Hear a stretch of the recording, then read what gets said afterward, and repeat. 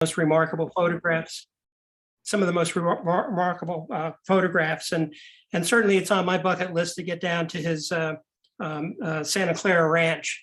And while we were chatting ahead of time, I just looked to see, and the Hector, the soonest is 2023. So if you're thinking about doing the spring migration, you better be thinking quick, because as Hector said earlier, those slots fill up very, very quickly.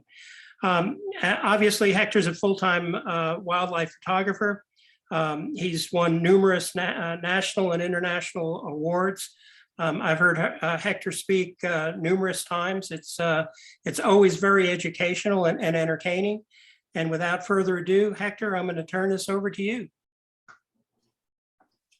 Thank you, Barney. Thank you, David, for that kind introduction, and thank you for having me. It's always a, one of the things that I guess one of the pluses of this pandemic is that it's we're able to connect to all these people nationwide via Zoom now, something that we didn't really do much before the pandemic. And it's been great being able to share with all the different clubs and associations, throughout the US and some international as well. So thank you for having me here today. Alrighty, so let me go ahead and share screens here real quick. Let me get this going. And we're gonna start, play from start. All right, can everybody see that? Everybody's good there? Wanna move? Looks great. Stuff. All right, perfect. For questions, folks, if you have any questions throughout the presentation, I'm okay with questions. I have the chat window open if you wanna send them through the chat. And if if you have a question regarding a specific slide or a specific topic that I'm talking about at that time, I'm okay with taking a question. Just send it through the chat. Now, if you do send a question that's not on topic, I'll still answer it, but we'll wait, of course.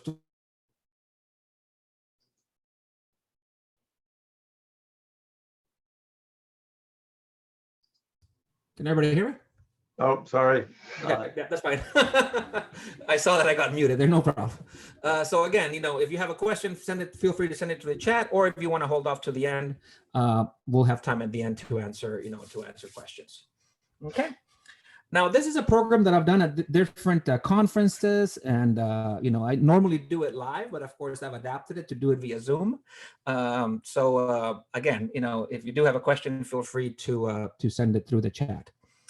So becoming a better wildlife photographer, what I want to be sharing with you guys today is some of the field techniques and some of the planning that I do when I go out, to photograph, when I go out in the field, to photograph for myself. And also, of course, when I'm out there with clients, because when I'm out there with clients, I'm showing them how I do things and how I plan things, or, techniques and gear and all that kind of stuff.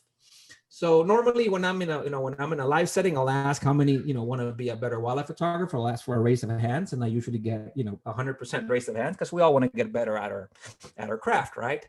So how do we get there? How do we get better at our craft? What I'm going to be talking about today is how to get better when out in the field. And that's what this whole presentation, it's about. Let's cover the basics, and a lot of this stuff is going to be, pretty basic for some of you all. I know some of y'all are probably very advanced photographers, but I'm going to cover these real quick before I get into the, into the other things. So one of the things that we all need to do, of course, is we need to master what we call the photography triangle, right? The relation of aperture, shutter speed, and ISO, and how they relate to one another. We also need, of course, to learn composition, right? We need to learn about compositional guidelines. We want our images to tell our story. And of course, we want our images to capture our audience, because that's what our images are for, right? We want to capture our audience. We want to tell a story. We want to show what we saw in the field, right? So composition, of course, is a must.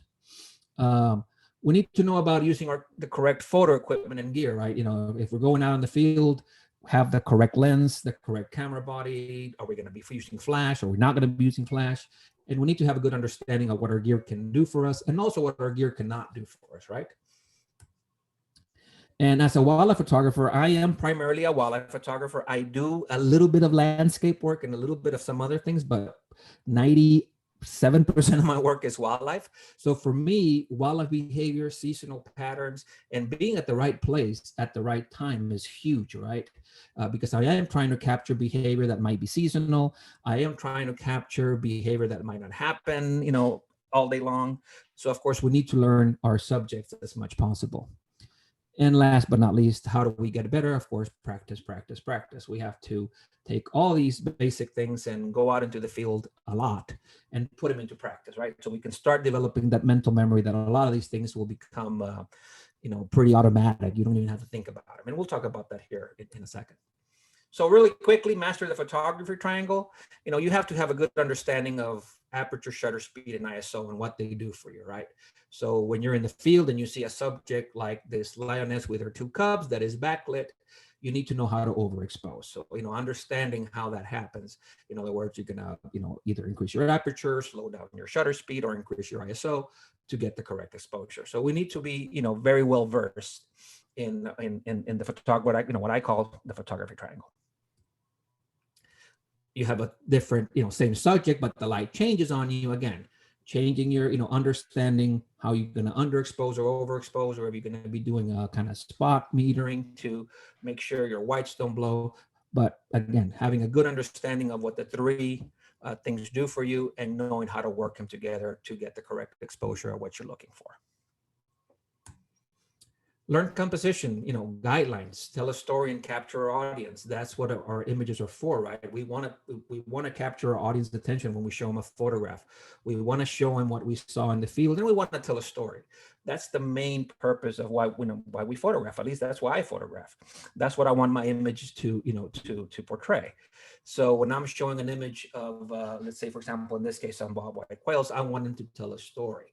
So learning about composition in terms of rule of thirds, depth, good backgrounds, point of view, I need to have a good understanding of all these to be able to create the images, to be able for my images to tell the story that I want to convey, for my images to capture that audience and, and really look at my image and not just pass it by as just another shot, right?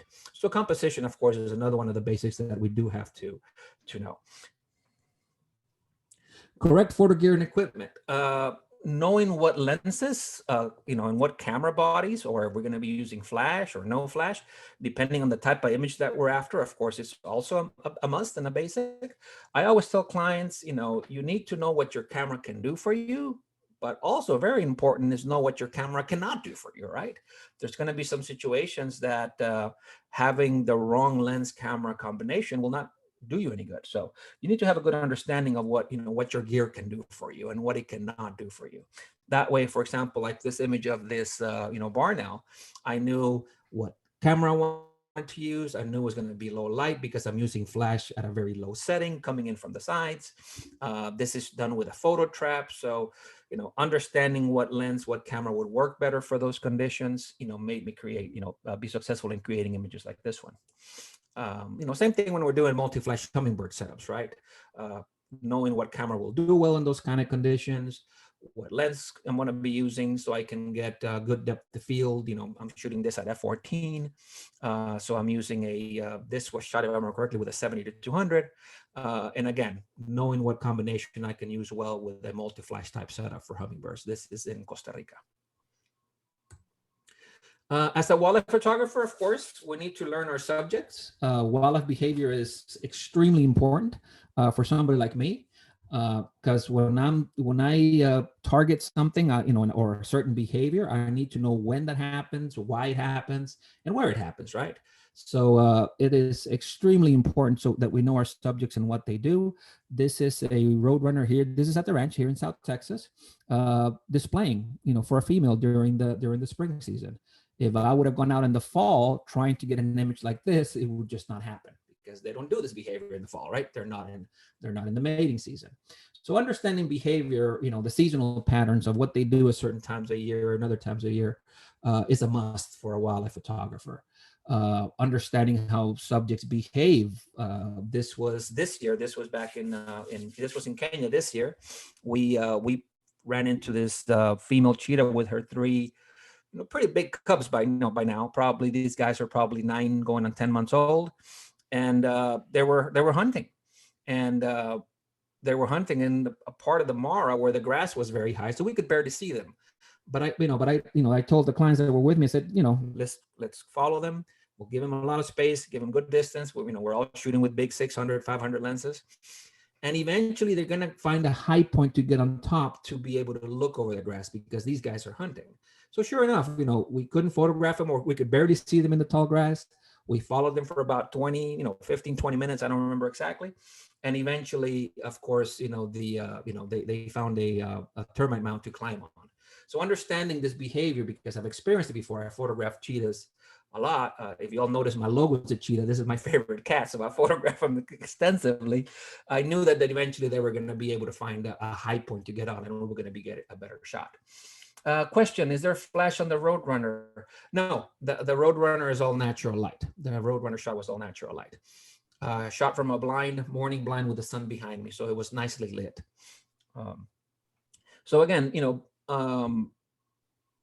understanding the behavior and knowing what they're going to do, or hoping that they're going to do something because of a pattern that they normally do, will get you in the right position and get you in the right place to get the images that you're after.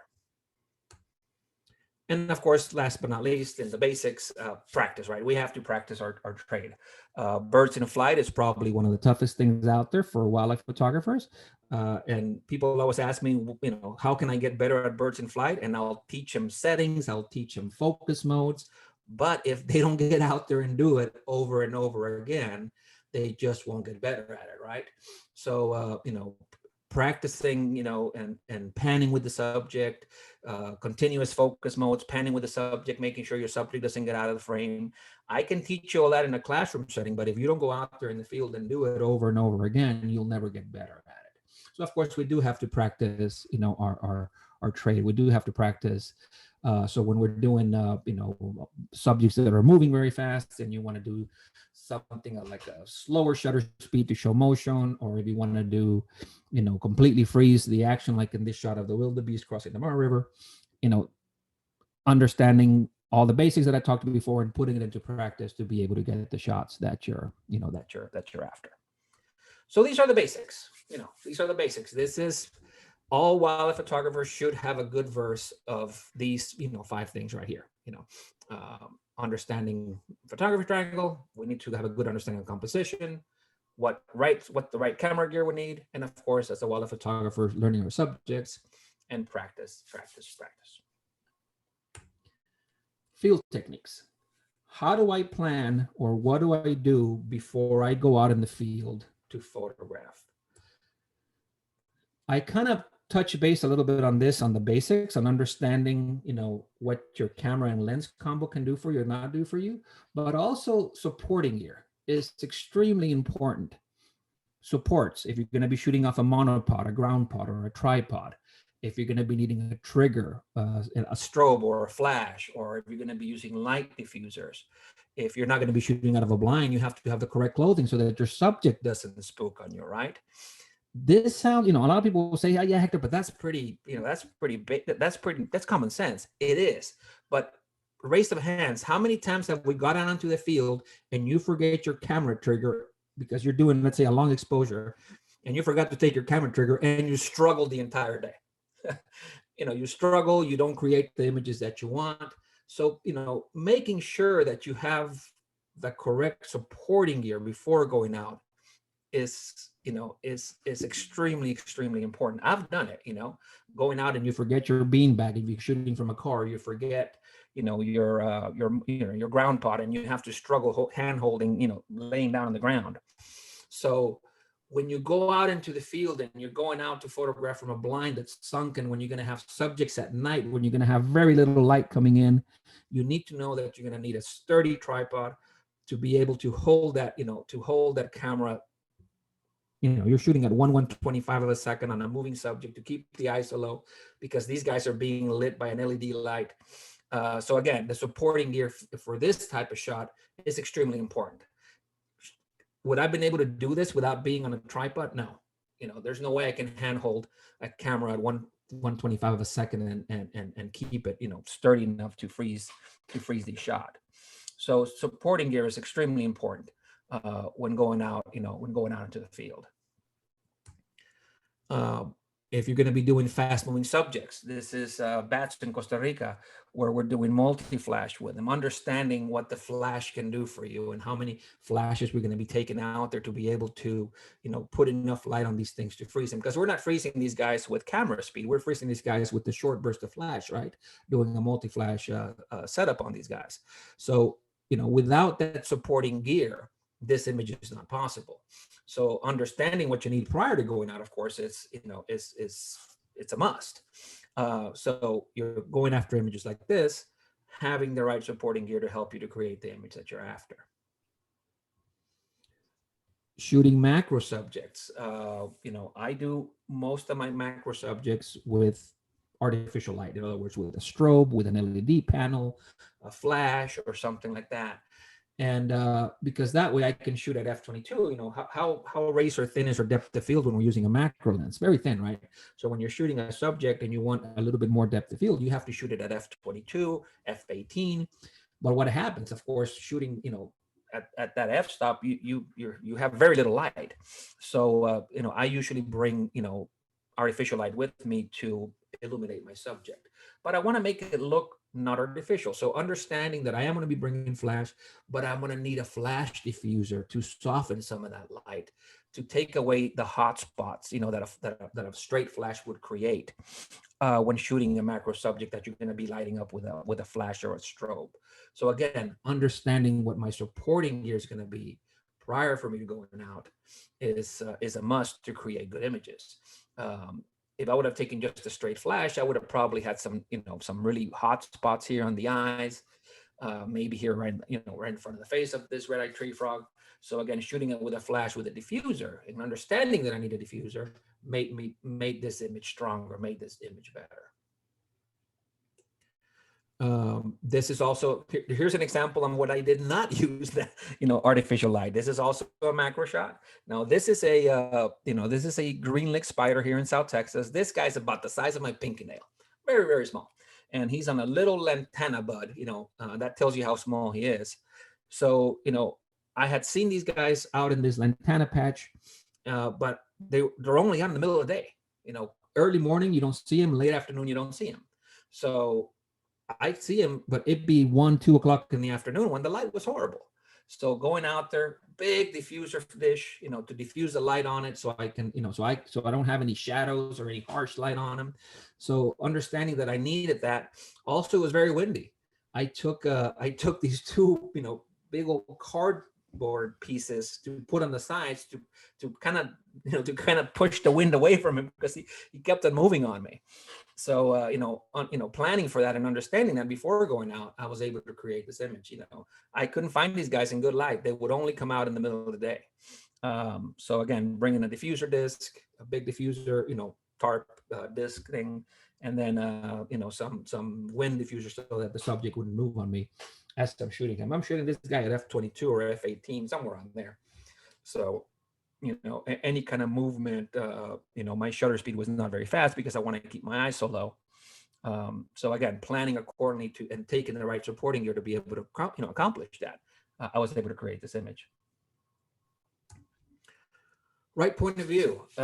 This goes back to, understanding composition as well as, as part of composition.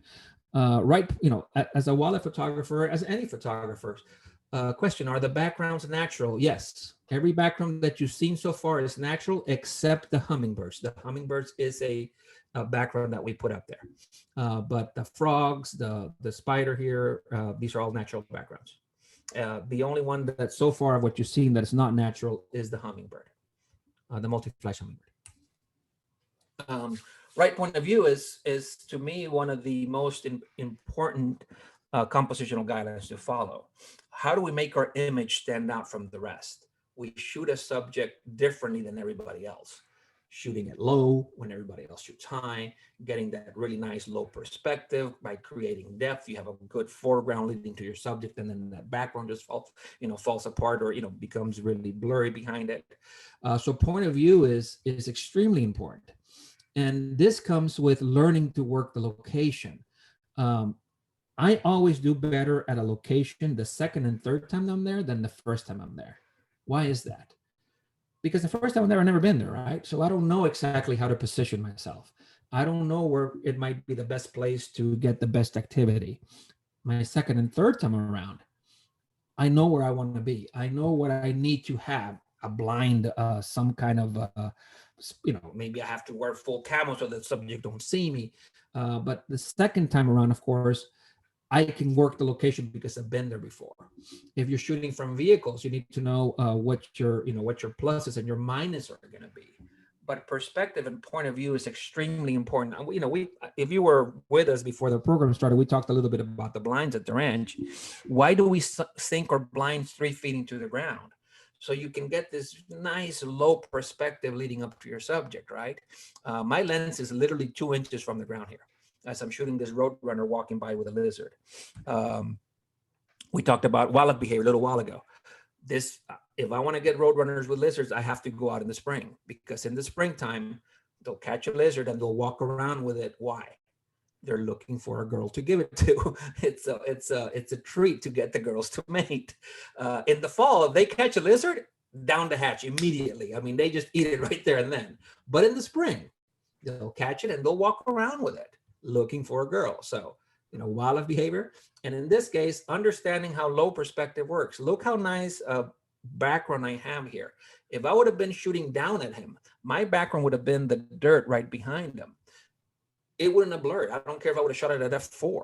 By being low, I create a better background because I'm pushing my background back. I have that nice low perspective. So again, understanding perspective and how to get there is huge when going out. And again, this is at the ranch where everything has been planned and all the blinds have been pre-built. But even at a location, a public location, a national park or something, you can always go back a second time. And now you understand where your subject's going to be and how to position yourself correctly to create a low perspective, or if it's a high perspective, of course, to create a high perspective, to be able to get this. This is at South Padre Island. Here, close to my home, about 2 hours from where I live here on the Gulf Coast. And same thing, the first time I ever went, this is from this is called the mud flat area. That's what we call it. The first time I went, I didn't know what I was doing. I've never been there before. But then I realized if I lay down low at water's edge with my ground pod and I don't move, birds are not bothered by it and they'll come right up to me. And I have that nice low perspective. If I go early in the morning, I can get that seamless water to sky background if it's a non-windy day. So again, working the location that you've been before, understanding where you need to be, where you need to position yourself to create the image that you're after, to create a better image. If I would have been standing up shooting down at this willet, it would have not been as good as an image as it is here, right? So again, working that perspective, working the location. Same thing with this white-tailed deer. This is a ranch that I go to photograph white-tailed deer because they have a beautiful, they have beautiful, beautiful bucks there. And positioning the blinds where I think would be a good, a good place to shoot is how I create these images. I found that an area that they were hanging out, the grass was really high, and I say, if I get really low and shoot through the grass, I can have a really pretty, blurred out foreground leading to the, to the buck. And then of course, shooting with a wide aperture, the background will just fall apart. And then getting out there early in the morning. This was as the sun was just starting to break the horizon. So again, working the location, learning how to position yourself in the location that you're photographing at. We talked about low perspectives. Sometimes it's going to be a high perspective. This is in South Africa. As this elephant was coming in, of course, as you know, they're huge. I actually stood up. The vehicle in South Africa was not a covered vehicle, it was an open vehicle. So I actually stood up. I stood up and stood on top of the chair to be able to get as close to eye level at him as he was approaching me. Now I'm shooting this with a long lens. I shot this with a 600. So I handheld the 600. Luckily, it was good light. There was dust flying where he was coming through. But I had good light and I was able to handhold the 600 and get that, in this case, high perspective, or not high perspective, but at a perspective that I'm at eye level with the subject, not shooting up at him, to be able to create, to create the image. So sometimes, again, and this is something that I've learned because I've shot elephants before. So again, working not only the location, but maybe the subject more than once. First time you do it, you're still trying to figure out what to do. But the second time you're there, you can always tell yourselves, okay, last time I shot it from, down here, it didn't work very well. Let's see what happens if I get up and if I get higher and I shoot it from a higher perspective. Play around, experiment with different positions and different perspectives and see what works best for you. In this case, a high perspective, trying to get as close to eye level to him as possible, worked well here. And again, I'm shooting with a very long lens. This is full frame. That's all it could fit in. I'm shooting it with a, again, with a 600 lens. Learn your gear. I talked about understanding what your camera and lens can do. But what I mean here is learning your gear is learning how to use your camera on the fly. What I mean by that is, as a wildlife photographer, how much time do we have when we're photographing subjects when something is happening, where a behavior is happening or something interesting is happening? We don't have a lot of time, right? Things happen in seconds and then they're over. I've been in Africa where a cheetah takes down a gazelle, and in a matter of 10 seconds it's over. Sometimes less than that. You have the chase, catches it, within 10 seconds she's on top of it and it's over. If I have to stop to think, okay, I need to overexpose this. How do I overexpose? Do I need to? No, I don't have time to think that, right? Automatically, if I see that the shot has to be over or underexposed, my fingers need to know what wheel needs to turn to get me the correct exposure or the correct shutter speed. Let's say I'm shooting portraits and all of a sudden action starts to happen. And I know that I need a fast shutter speed, 2,500 of a second, for example. I know that my back wheel controls shutter speed, so that my thumb needs to turn 3-4 clicks on that back wheel and get me the shutter speed that I need. And this needs to happen in less than a second. That's what I'm talking about, learning your gear. I've been in the field with clients, and I'll tell a client, I see something happen. I say, hey, look, guys, we have a caracara coming in. It's up in the sky. It's pretty, but it's backlit, overexposed, 2 stops. They'll stop. They'll hit the menu key on the back of their camera. They'll start playing with her. They'll start trying to figure out. They'll put their glasses on to see the back of the camera.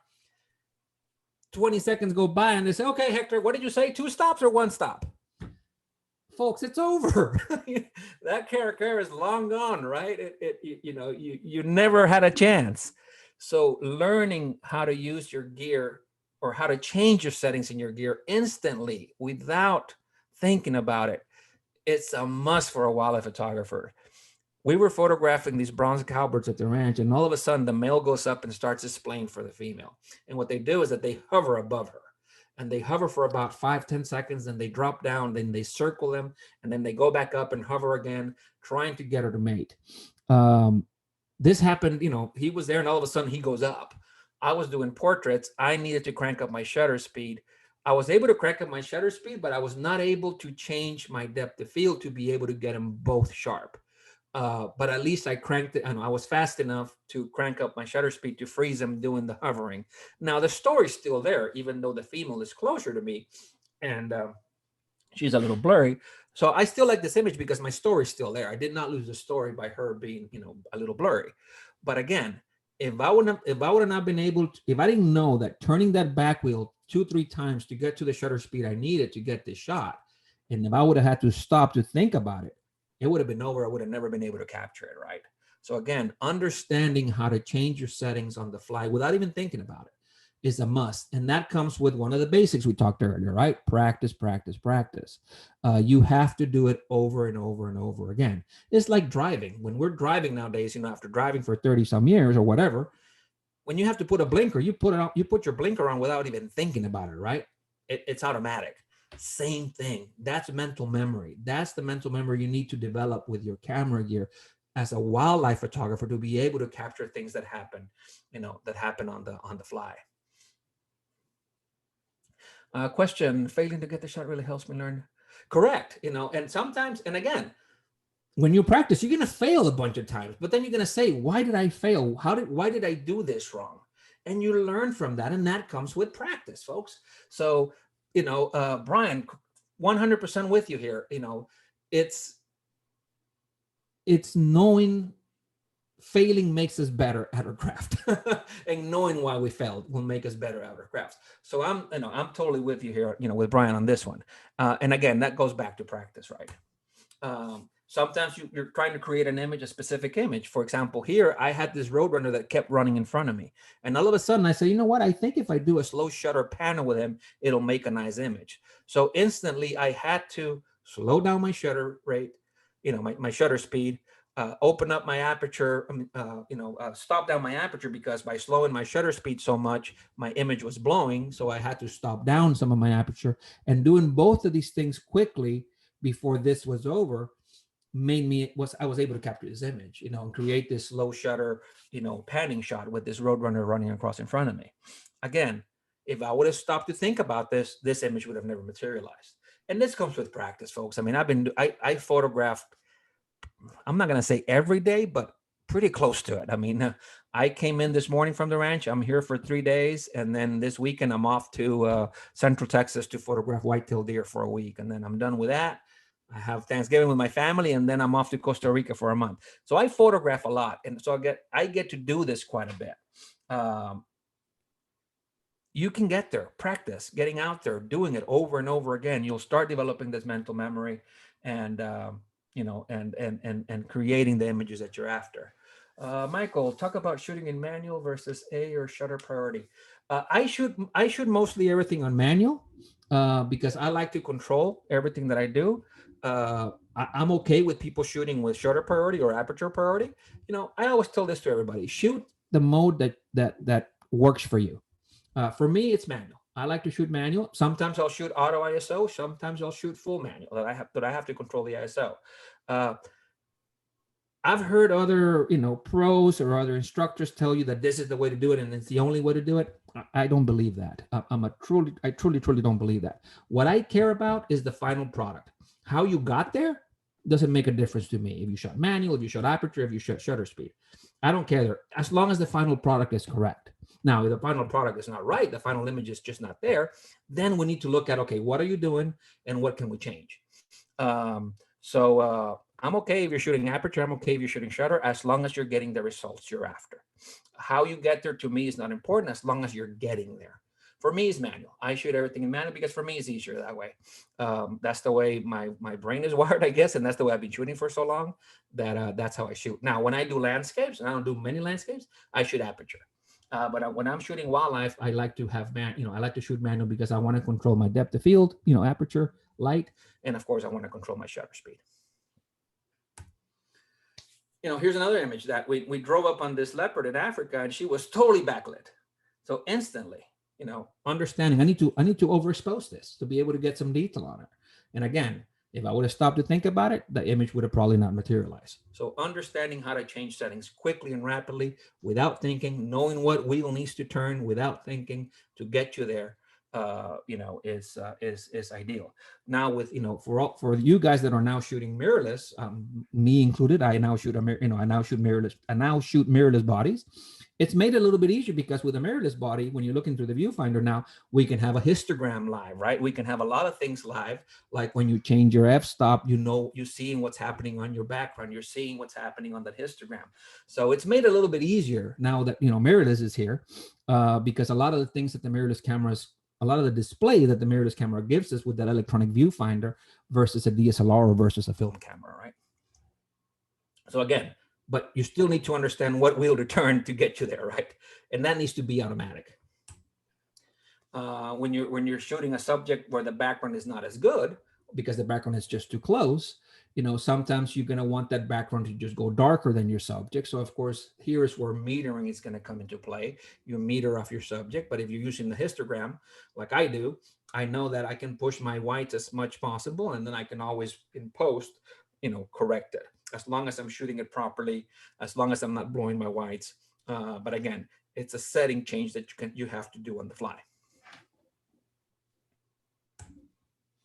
Here's another example where the images subject is totally backlit, very cloudy day. This is in Kenya, and have to overexpose it to get the correct exposure.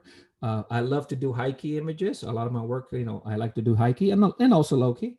And I like, a lot of my high key stuff, I like to convert it in black and white. Here's another one of the same two subjects, just a little bit later. This one I decided to leave it in color, but also doing high key. So of course, overexposing quite a bit. If I remember correctly, this is overexposed 2 1/3, maybe 2 2/3 stops.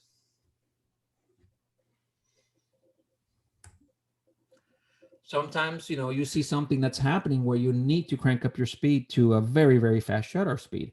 I was photographing these bee eaters perched on this perch, and all of a sudden they started flying and catching bugs and flying back to the perch.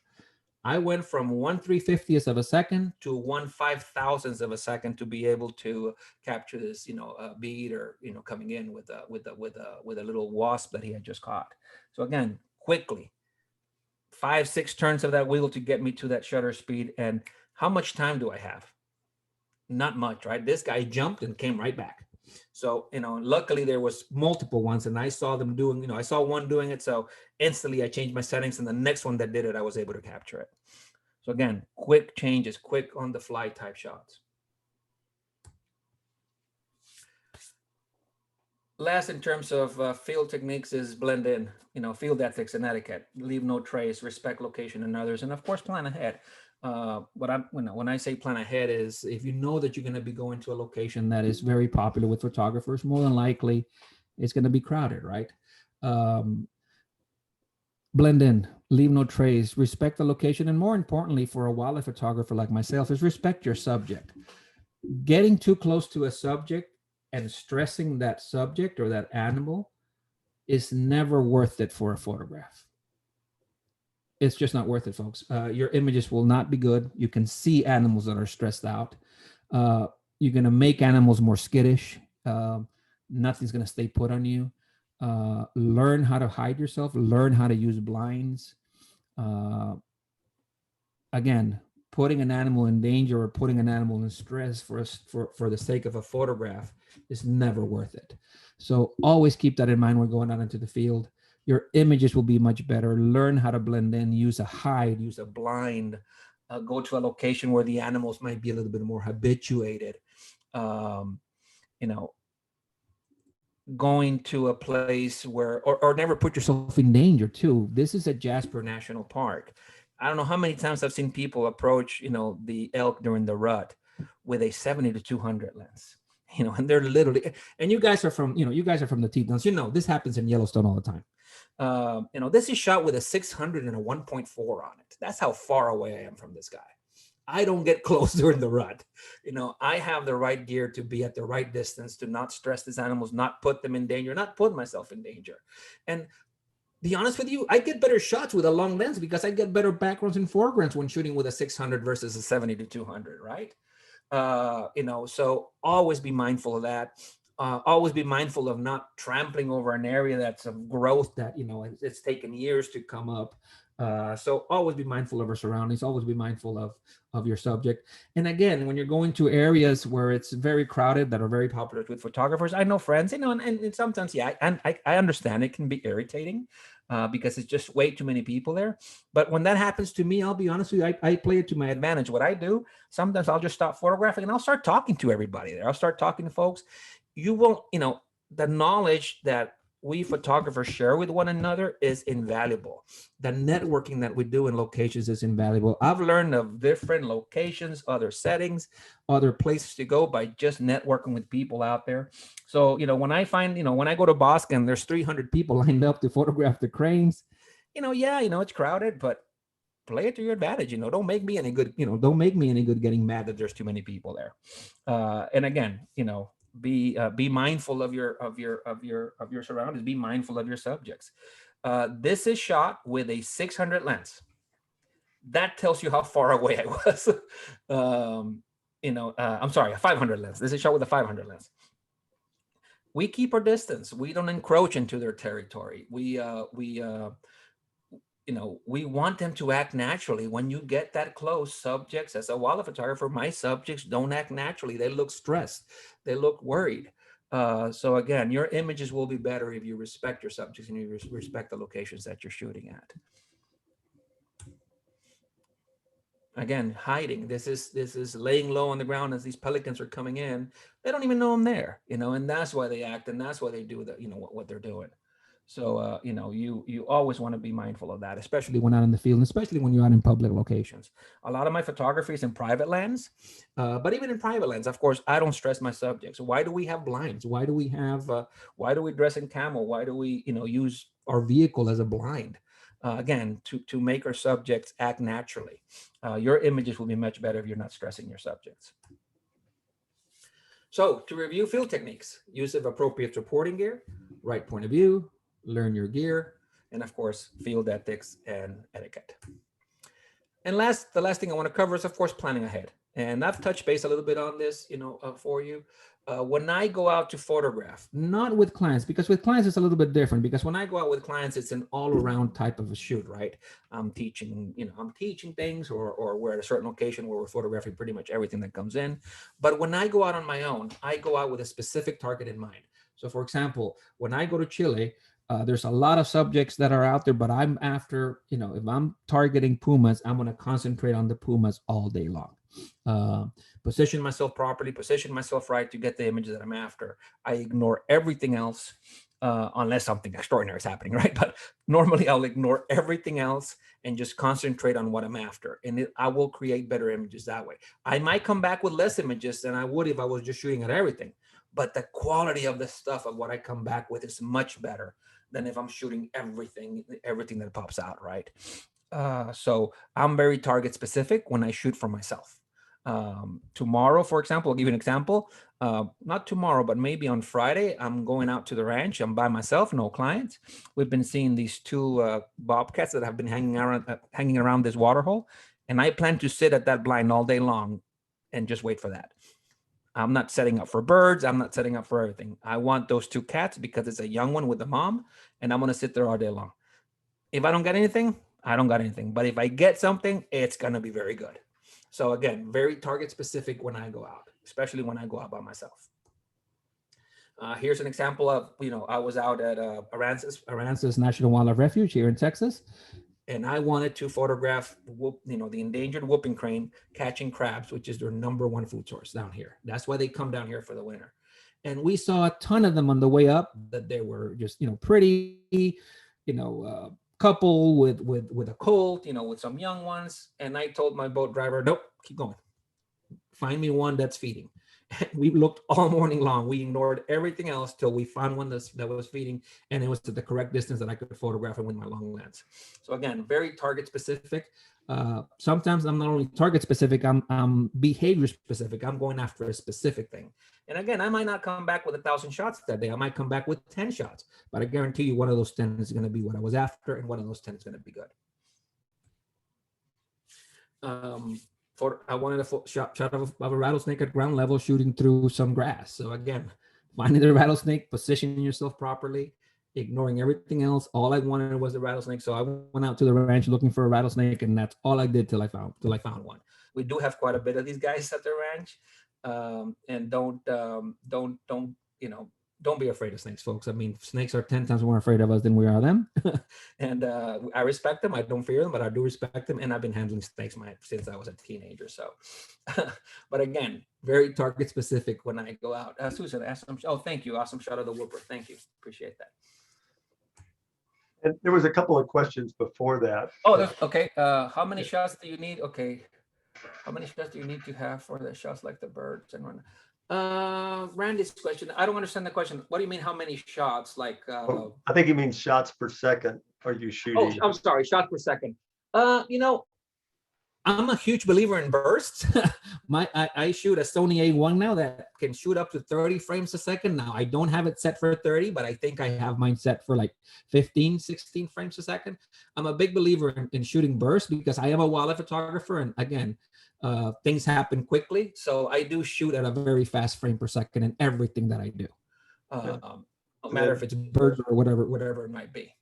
And then Kathy had a question about, do you use auto ISO? Yes and no. There are going to be some times that I do use auto ISO, and there are going to be some times that I do not.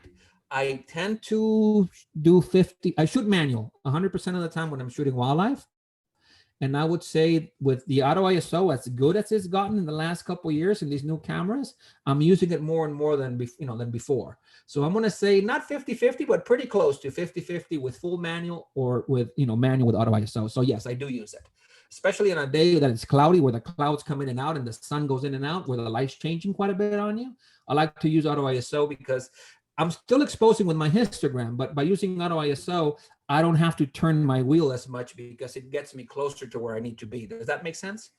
So auto ISO is a tool that I'm starting to use more and more in the last 2-3 years because it's become a lot better. Auto ISO 6-7 years ago, I don't know if you all remember, was horrible. It was everywhere. Now they're getting much better in these new cameras. So yes, I do use it. And then there was one other, like, what lens? What lens do you use the most? My number one lens is my 600. I use my 600 lens for, I would say, 70% of my work. So I use it a lot. I do use it a lot. I love green. Look at the background here in this shot. I love clean backgrounds, and my long lenses give me that. I'm a huge believer in great foregrounds, great backgrounds. So I do shoot with a long lens most of the time.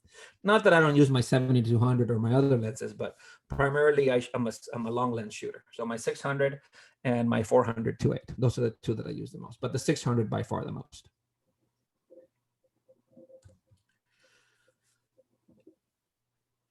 Plan accordingly. And, we talked about this already, having the right lens combination. Now that we know what they can do for you, now you have to plan on where you're going to position yourself, right? Depending on the lens that you're using.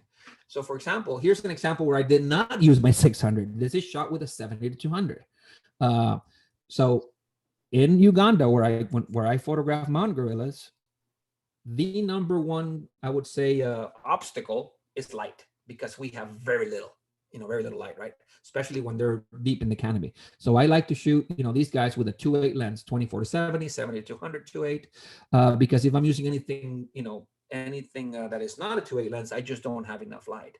So, and, these guys, you're usually about, 15, 18 feet, 10, 15 feet from them. They you don't get close, but they're, you're not that far away. So a 70-200 works. So understanding that I need that lens because of the low light conditions and because my subject is big and he's not going to be very far away, I can use that lens, and knowing how to, knowing that that's the lens that I want to, that I want to do. Question came in, Susan, okay, let's ask me that again at the end of the presentation, Susan, I'll be happy to answer that. And Carolyn, how long does it take to learn a new camera? Very good question there, because as you all know, these camera manufacturers don't like to keep the buttons in the same place every time they put out a new body. And it takes a while, especially when you get a new model. I gotta say this, I shoot Sony, and the last 3 models that I've owned with them, the buttons have been pretty much the same. Before I shot Sony, I shot Nikon, and I loved my Nikon gear, when I shot Nikon. But Nikon was notorious that every time a new camera came out, they moved the buttons on me. But the wheels were the same. And remember, a lot of these cameras are customizable. So I would always customize it to what I like. So, there's a little learning curve every time you get a new body.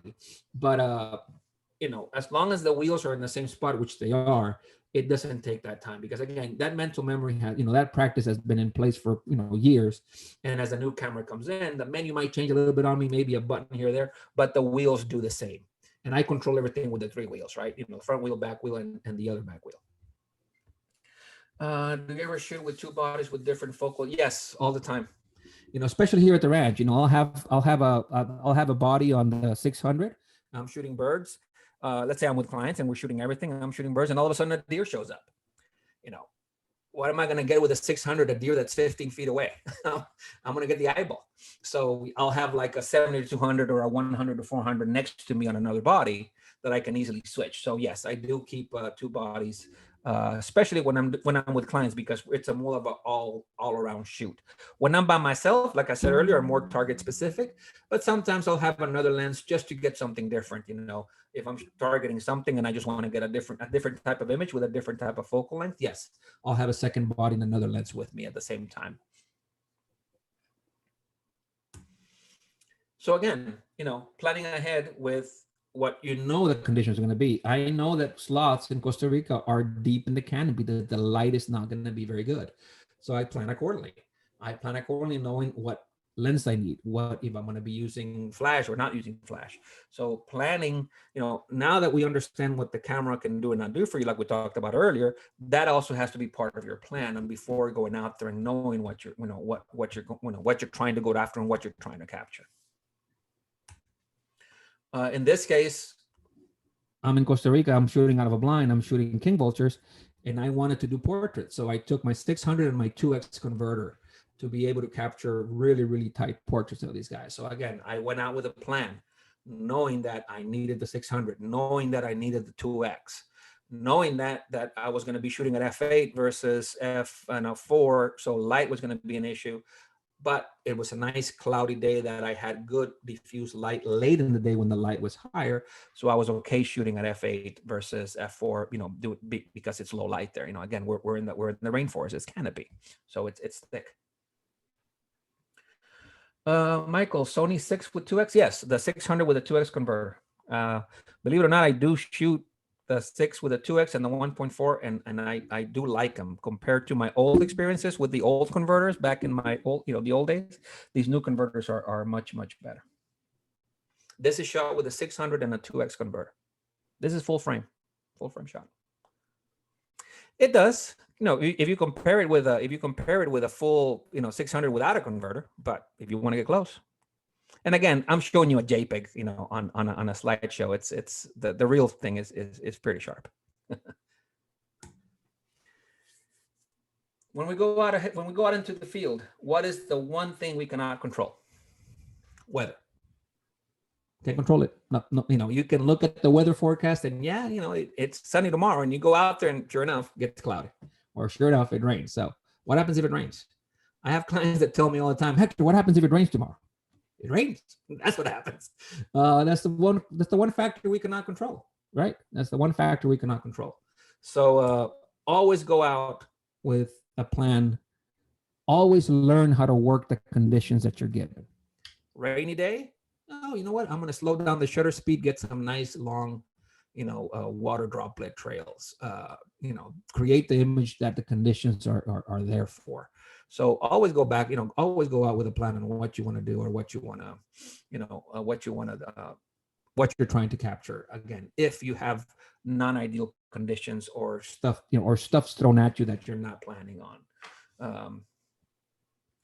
Couple questions coming in. Amazing clarity in photos. Is that post-processing? I do very little post-processing. I do mostly global corrections.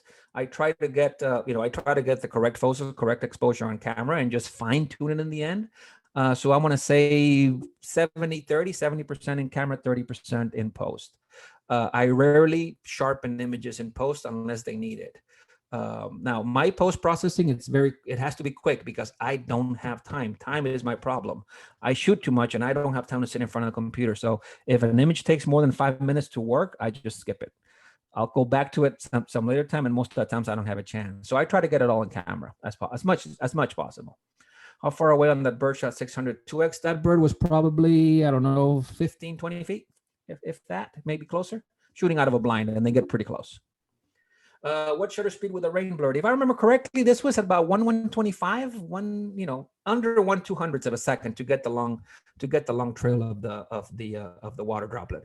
It all depends too on how hard it's raining. If it's just a drizzle, you need a slower shutter speed. If it's really hard rain, you can speed it up, and you'll still create the trail. Here's a photo that, we were out there and the conditions was just a very, very overcast day. The light was flat. Not a single blue spot on the sky. So I said, you know what, that looks pretty if I do a high key there. So again, working the conditions that you're given, because again, that's the one factor that we have no control over. Shooting in a foggy day, this was we were shooting. This is where I'm headed next week. This is the location I'm headed next week to do whitetails. As they start the rut here in South Texas. It was foggy that morning, and it's just switching to manual focus because it's very hard to autofocus in the fog. Switching to manual focus so you can put the focus right where you need it, and just getting that nice soft foggy foggy image. what is high? No, high key. Sorry, not haiku. High key. High key image is an image that's overexposed with a very white background.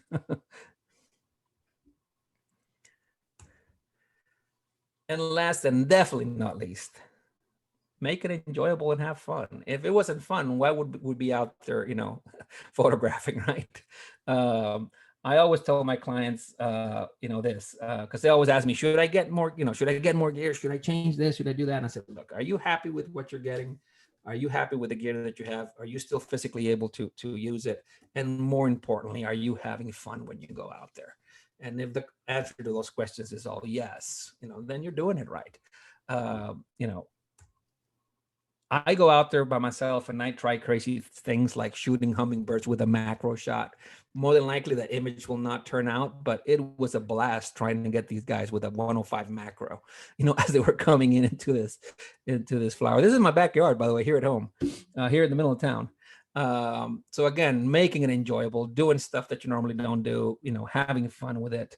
That is one of the major things that is going to make your images improve, because if we're not having fun, you know, you're not going to create, you know, you're not going to create good images. Shooting with way too much lenses at some times, but again, just having fun with the behavior, watching the behavior, you know, and doing things differently, making it interesting, you know, getting out of that grind. And again, just, you know, enjoying yourself out there. One macro was the Hummer shot, 105. It was shot with a 105 macro. For this image, we, you know, this is in Costa Rica. This was not with clients. This was just with two of my guides, two of the guys that I use down there that guide for me. We hiked through this muddy river in the rain for 3 hours to get to this location. And we're carrying, you know, backpacks, tripods, strobes, light stands, you know, I mean, it was hell getting up there. And not only that, we got up there, and this is all nighttime, by the way, you know, with headlamps to be able to find the place. It's this little farm in the middle of nowhere where this guy was showing up. And then we had to get back. But I mean, it was tough, but I mean, it was so much fun. I was out there with two of my good friends, just enjoying ourselves. We got soaked. And the image materialized, which was, to me, was just the icing on the cake. And then we got done at 1 a.m, and then we had to hike back 2 hours through that riverbed to get back to the car. But again, it was tough. It was a, you know what, getting up there, but I mean, it was a blast. So, you know, making it enjoyable and always going after something and keeping that interest, keeping that motivation going, of course, will make you create better images. So planning ahead, we're going to target our subjects. We're going to have the right body lens combination and plan accordingly with that body and lens combination. Always have plan B for inclement weather. And of course, you make it enjoyable and have fun. We can't create good images if we don't plan ahead. We can't create good images if we don't know our gear. Once you start putting everything that I've talked about today, you'll be able to start going out into the field and creating the images that you're after, understanding underexposing, overexposing, how to get there, what lens to use. That's how you're going to start creating better images when going out in the field. Understanding positioning, you know, a lot of times you'll see me in Kenya keep a longer distance than some of the other vehicles, because again, we shoot with long lenses. So, you know, driving up to a cheetah with her two cubs, I tell my guys, I don't need to be that close. We have long lenses. I get better images with my 600 than with my 70 to 200 or my 100 to 400.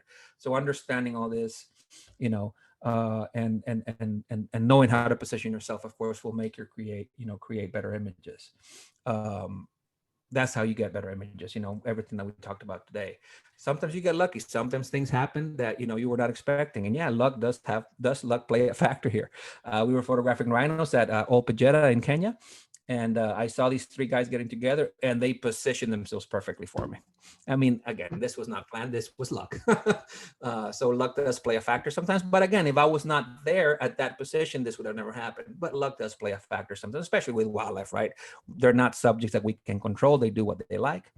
But again, planning ahead, learning how to position yourself, learning the camera equipment that you have and what they do or not do for you will make you create the images that you like. If you want to follow me online, you can find me on my website, which is easy. It's my name, HectorAstorga.com. You can also find me on Instagram, Hector_Astorga_photography. If you do go to my website, you can sign up for my newsletter. I have a monthly newsletter that goes out every month. It's free. And I only send one a month, so I'm not going to bombard you with emails. And it's basically, I have photo tips, I have trip reports, location reports of what's happening. I have a ranch report of what's happening here in South Texas, and different things like that. And it's once a month type newsletter. If you're interested, just you can go to my website and click on newsletter. You'll see all the previous editions, and of course, you can sign up and you can get it through your mail. It goes out on the last day of every month. Thank you so much, folks. It's been great presenting to you guys. And now we'll open it up for questions. If anybody has any other questions. So yeah, you had one that you were going to hold till the end here. So maybe we'll get to that one first. Let me go back to that one. Yeah, it was from Susan. Yes, Hector, do you ever do private Zoom lessons? I would love to. My problem is time. I am so busy. But yes, if you shoot me an email, and if I have some time, I can set something up for you. With help. You need help with the Sony. Okay. Yeah. Again, but what I tell everybody is this: I would love to do it for you, but if you're in a hurry, it probably won't happen because I would have to schedule it, with my schedule, and I probably won't be able to get to you within a month or so. But yes, I do private lessons. Just shoot me an email. Go to my website. All my information is there. Shoot me an email. Just say, hey, I met you at the Teton Zoom meeting, and we'll go from there. I'll be happy to. If I can fit you in, I'll be happy to help you out. Then we had how do you get the clear shots in the rain? It's rain, and you guys know this. When you shoot in the snow, you go, you come off of autofocus and you go to manual focus, right? Because when you're shooting through all that, atmosphere, through all that stuff, it's hard. It's hard to focus, and it's just going to manual focus and just putting that focus as getting that subject as sharp as possible. Sometimes if the rain is too hard, it's impossible, right? But when the rain is light enough and your subject is not that far away, that the distance from you to the subject is not that long, you'll be able to get some clear shots. Now, if the distance is a good ways from you and it's raining hard, it's impossible because you're shooting through all that rain to be, before you get to the subject. So your image will be soft. So conditions will play a lot there, on getting something sharp or something not sharp. Looks like there was another question about how did you shoot the Kestrel, or not Kestrel, excuse me, the Questall? Do I shoot Quetzals in Costa Rica? Yes.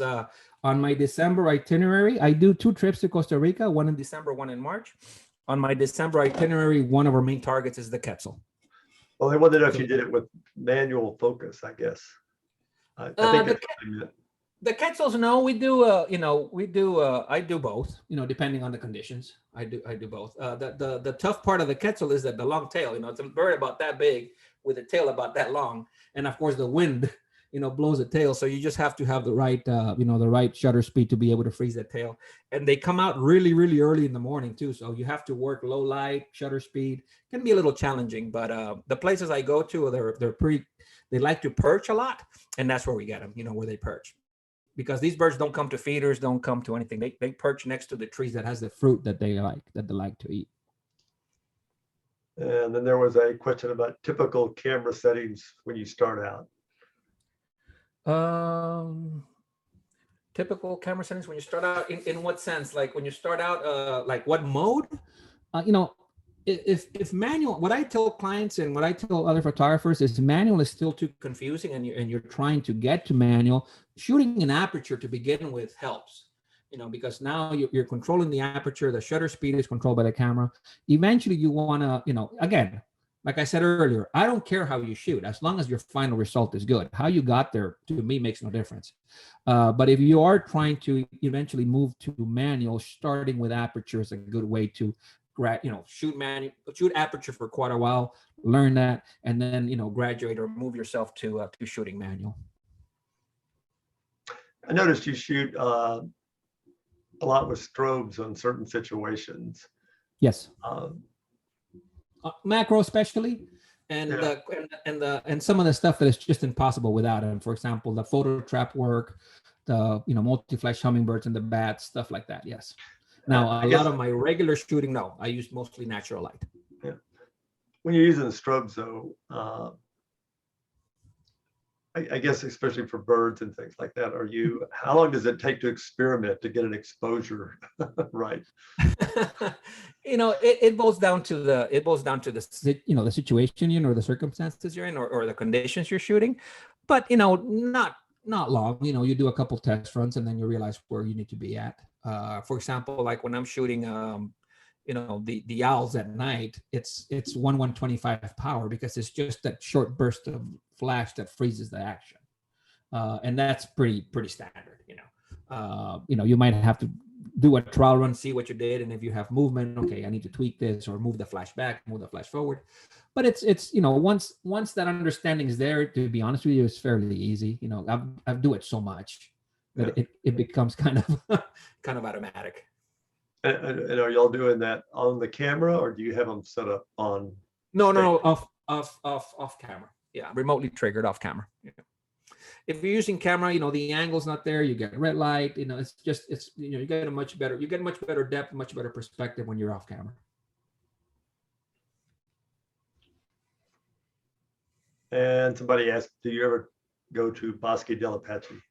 I used to do a trip to Bosque, but I stopped going to Bosque about 4 years ago. Not because I don't like Bosque anymore. It's just that I have a lot of clients that repeat with me. So every year I have to change, every 2 years I change my itineraries, I change my trips to keep things fresh. And I'll probably go back to Bosque. I was supposed to be at Bosque last year. I was one of the speakers for the Crane Festival, but of course it got canceled because of COVID. So we did it virtually. And then as I think next year is supposed to go back to live, like live conference. And if that happens, I'm scheduled to speak. So I'll probably be at Bosque next November for the festival. Now doing trips to Bosque, like I say, I used to offer them. Actually, my very first out-of-state trip was Bosque del Apache many years ago. I'll probably start again in the future sometime, but at the moment I'm just not doing any trips there.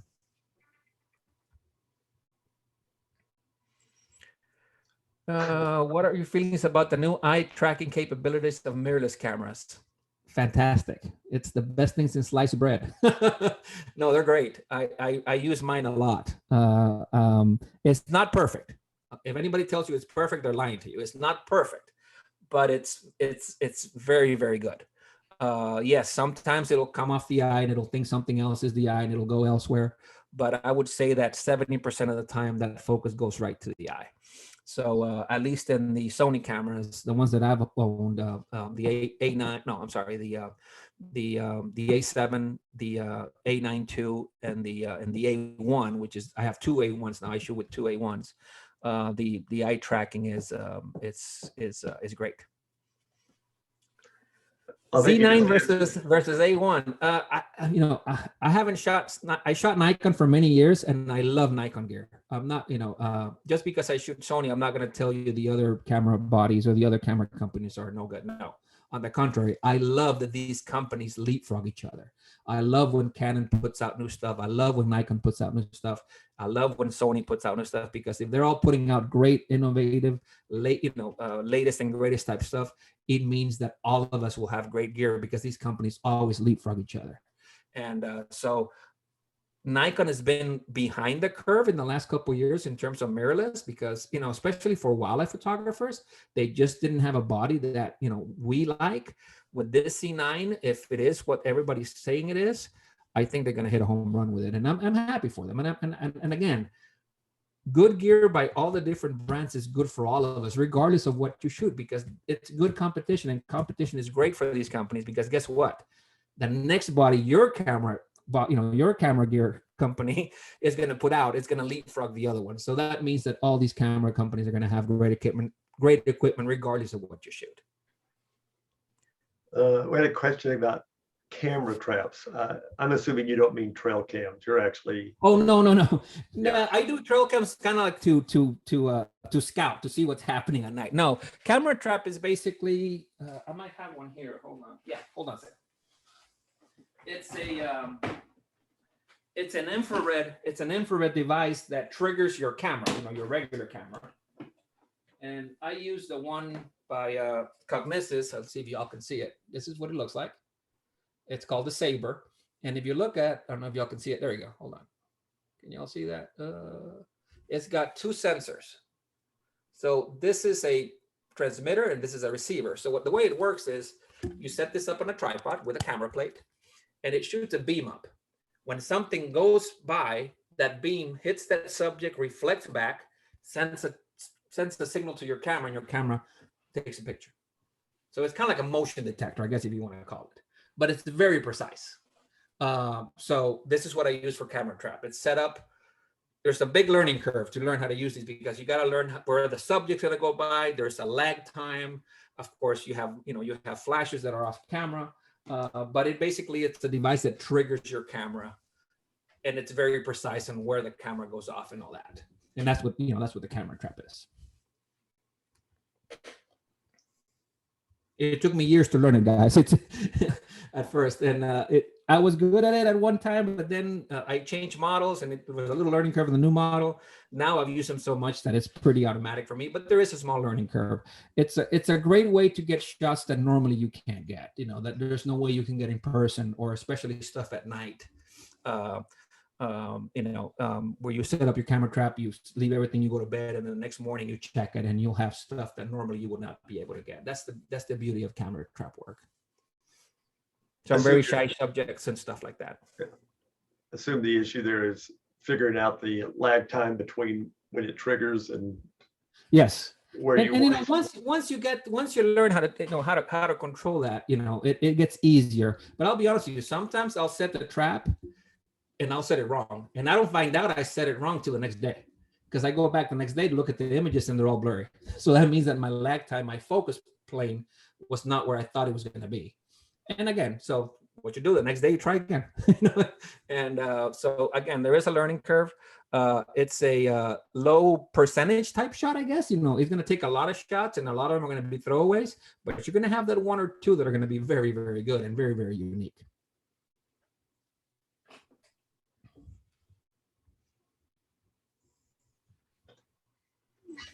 I have a couple questions here. Do you have some favorites you like to capture? I'm very blessed that I get to travel the world to do what I do. And I give thanks daily that I'm able to do this, full time and make a living out of it. So I love everywhere I go, and there's a reason I go to the locations I go, because they're my favorite places to photograph. But if I had to pick one over the other, I would say Africa. And I would say probably Uganda is one of my favorites because of how unique the mountain gorillas are. There's very few left of them. It's very hard to get to them. The way you shoot, you only get 1 hour with them every day. And then you're there and you realize how similar we are to them. So it's an experience that I think that as a wildlife photographer, it's a must if you have a chance and you're able physically and financially to do it. It's a fantastic experience. So I always enjoy my time with the mountain gorillas in Uganda, if I had to pick one. Now, I love Kenya. I love South Africa. I love Costa Rica. Chile is fantastic. I love all the locations I go to be honest with you. But if I had to pick one, it'd be Uganda, but not by much, because I really do I love South Texas, and I'm very blessed that I live in South Texas. But if I do have to pick one, I would say Uganda just has that little bit more than the other ones, but they're all great. They're all great.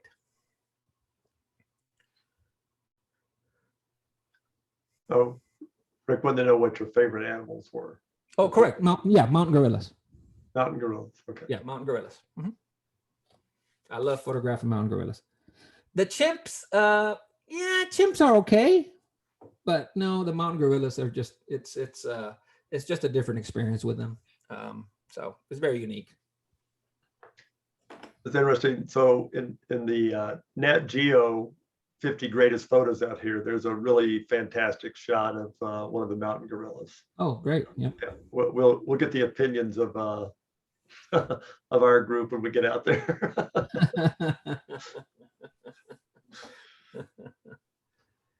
Oh, I got a question about outfitters in Uganda. I am my own outfitter. I basically hire the guides, I hire the drivers and stuff like that. So I really don't have a preference in an outfitter, because I do all the, I pretty much do everything myself for all my trips. So I really can't say one versus another, to be honest with you.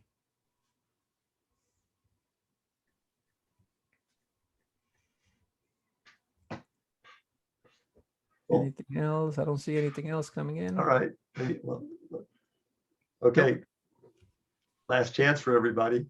So I have to say, I'm impressed with the use of the flashes because that's, I played around with them a little. And it's, it's funny because Flash has this, what's the word I'm looking for? And again, I apologize. English is my second language, folks.